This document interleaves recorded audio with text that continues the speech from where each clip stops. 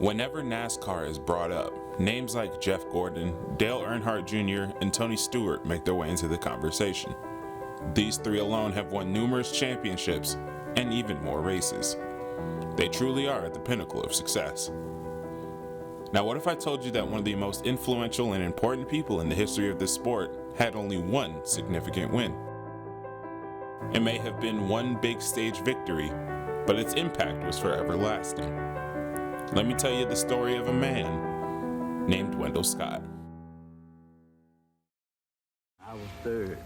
But you knew that you'd won the race. I had passed Buck Baker 3 times. I only made one pit stop. Wendell Scott was born on August 29th, 1921 in Danville, Virginia to William and Martha Scott.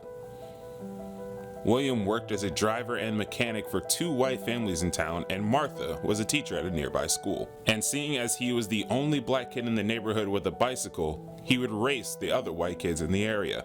Most of the races he would win, and that achieved him a certain level of status in town.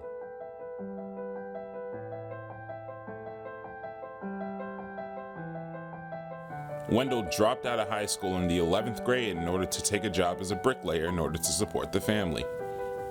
He would eventually quit that job and proceed to work for himself as a taxi driver.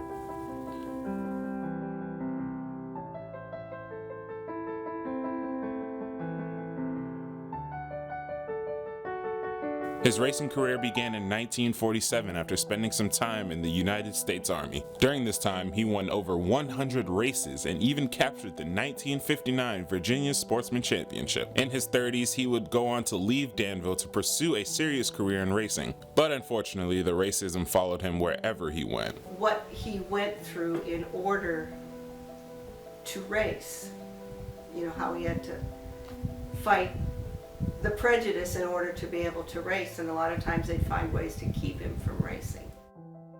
He would make his way to several NASCAR-sanctioned racing events looking to participate, but each of them told him the same thing: black drivers aren't allowed. He was even told that he himself could not compete, but a white man could drive his car, to which Wendell Scott said no.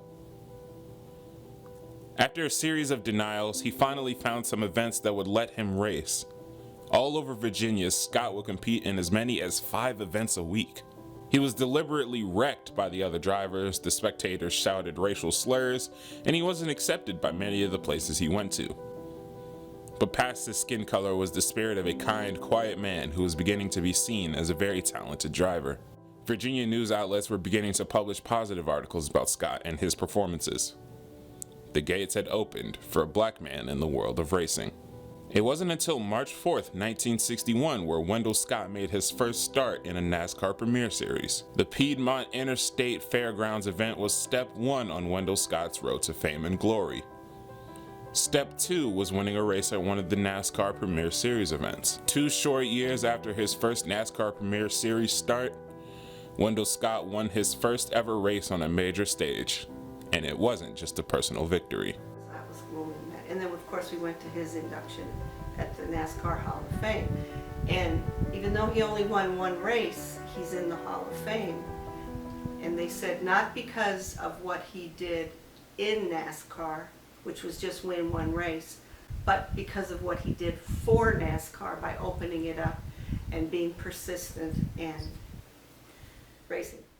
His win at the Speedway Park in Jacksonville, Florida sent a wave of racial recognition that hit a majority of the fans in the NASCAR world. Scott would go on to race until 1973, not winning any more races while boasting nearly 500 starts and 147 top 10 finishes.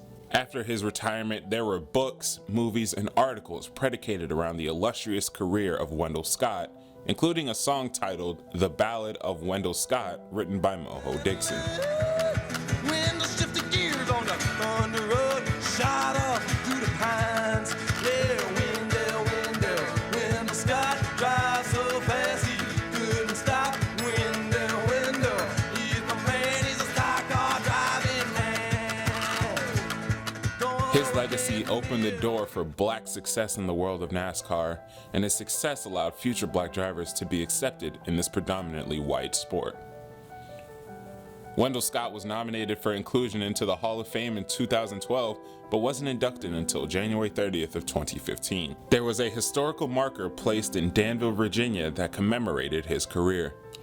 The statement reads, "Persevering over prejudice and discrimination, Scott broke racial barriers in NASCAR with a 13-year career that included 20 top 5 and 147 top 10 finishes." 3 times, I only made 1 pit stop for gas and didn't lose a lap, and I knew I had won. And Jack Smith had the fastest time, and if they had had him the winner, it would have been a question in my mind whether I had won or not. But him and Neil Castle got hung up, and they went out across the infield once, and I didn't know how long he stayed in the infield. Well, there wasn't no question in my mind about Buck Baker. I knew I had won the race.